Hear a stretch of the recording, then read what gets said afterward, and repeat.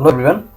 और आज की क्लास में हम लोग डिस्कस करेंगे हाइपरलिंक्स के बारे में। हाइपरलिंक्स एचटीएमएल का एक बहुत ही इम्पोर्टेंट कंसेप्ट हमारा पेज के नेविगेशन को फाइनलाइज करता है, यानी कि हम एक पेज से दूसरे पेज पर कैसे जंप करते हैं और उसके लिए क्या कोडिंग होनी चाहिए, वो सब हम आज की क्लासेस में सीखेंगे। So we are going to discuss about hyperlink. तो बेसिकली हाइपरलिंक क्या है? Hyperlink is a method of connecting two pages और more parts of a page together. यानी हाइपरलिंक या तो एक पेज से दूसरे पेज पर जंप करने के लिए इस्तेमाल होता है, नेविगेट करने के लिए इस्तेमाल होता है, या फिर एक ही पेज में कहीं पे नेविगेशन अगर हमें करना हो तो हम हाइपरलिंक का इस्तेमाल करते हैं। हाइपरलिंक की टाइप्स, कितने टाइप के हाइपरलिंक होते हैं हमारे पास में? मेनली हाइपरलिंक हमारी दो कैटेगरी में डिवाइड हुई है, एक इंटरनल और एक एक्सटर्नल। इंटरनल हाइपरलिंक उस हाइपरलिंक को बोलते हैं जो एक पेज के दो पार्ट्स को कनेक्ट करे, और एक्सटर्नल हाइपरलिंक का मतलब है आप अपने पेज से किसी दूसरे पेज या वेबसाइट को लिंक कर रहे हो। इसके लिए हम लोग जो टैग इस्तेमाल करते हैं वो है ए टैग, जिसकी फुल फॉर्म है एंकर। एंकर टैग जो है आपको ये फैसिलिटी प्रोवाइड कराता है जिस फैसिलिटी के थ्रू आप अपना HTML पेज में हाइपरलिंक यूज कर सकते हैं। तो एंकर टैग दो तरह से यूज होता है, पहला हाइपरलिंक क्रिएट करने के लिए और दूसरा बुकमार्क क्रिएट करने के लिए। बुकमार्क जो है वो इंटरनल हाइपरलिंक में यूज किया जाता है। एक बार इसकी प्रॉपर्टीज देख लेते हैं। सबसे पहली प्रॉपर्टी है name. Name property anchor tag के अंदर में हाइपरलिंक बुकमार्क का नाम बताने के लिए इस्तेमाल होती है। दूसरी है HREF। HREF means hyperlink reference. Hyperlink reference में हम वो लोकेशन डालते हैं, वो URL डालते हैं, वो एड्रेस डालते हैं जहां पर हमें जंप करना है या पहुंचना है। थर्ड है टारगेट। टारगेट जब हम किसी विंडो को फ्रेम्स में डिवाइड कर देते हैं, उस विंडो के किस पार्ट में हमारा पेज डिस्प्ले हो ये स्पेसिफाई करता है। और फोर्थ और इम्पोर्टेंट है टाइटल। तो टाइटल प्रॉपर्टी ये बताता है कि जब आप अपने माउस के कर्सर को हाइपरलिंक के ऊपर लेके जाते हो तो एक छोटी सी टूल टिप आती है येलो बॉक्स में, तो उसमें क्या टेक्स्ट लिखा है वो स्पेसिफाई करता है टाइटल। तो बेसिकली एक छोटा सा इंट्रोडक्शन है हाइपरलिंक का। इसको प्रैक्टिकली देखते हैं हम कैसे और कहाँ इस्तेमाल करते हैं। तो यहाँ पर मैंने अपनी आप सभी की फेवरेट वेबसाइट फेसबुक ओपन कर रखी है, और इस वेबसाइट पर हाइपरलिंक्स किस तरह से इस्तेमाल हुई है वो देखिए।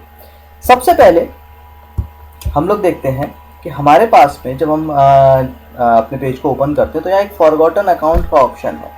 तो फॉरगॉटन अकाउंट के ऑप्शन के ऊपर जैसे मैं माउस लेके जाऊंगा ये माउस हैंड में कन्वर्ट हो जाता है, जिससे पता चलता है कि यहाँ पर कोई हाइपरलिंक लगी हुई है।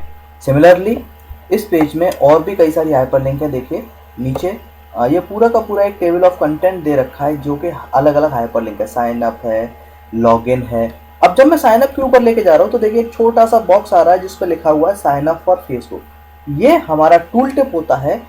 इसी तरह से अगर आपको अपने पेज में कुछ डिस्प्ले कराना है तो आप उसमें अपना टेक्स्ट भी डाल सकते हैं। लॉगिन पे लेके जा रहा हूँ तो अलग टूल टिप आ रही है, मैसेंजर पे लेके जा रहा हूँ तो अलग टूल टिप आ रही है। तो हर हाइपरलिंक पे एक अलग छोटा सा मैसेज आ रहा है। इसको हम टाइटल प्रॉपर्टी से स्पेसिफाई कर सकते हैं। अभी देखते हैं यहाँ पर जितनी भी हाइपरलिंक लगी हुई है एक्सटर्नल हाइपरलिंक है, यानी कि एक पेज से दूसरे पेज पे जंप करेगी। जैसे सपोज मैं टर्म्स पे क्लिक कर रहा हूँ तो टर्म्स पे एक पूरा का पूरा पेज अलग खुल के आ रहा है। इस पेज पर भी कई सारी हाइपरलिंक है। Add, budget, promotion, platform, terms of service.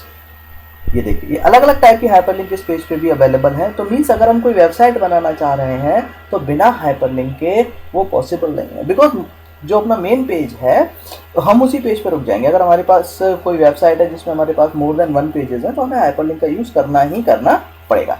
तो देखिए टर्म्स ऑफ सर्विस में जाता हूँ, ये भी एक एक्सटर्नल हाइपरलिंक और एक अलग पेज खुल कर आ रहा है।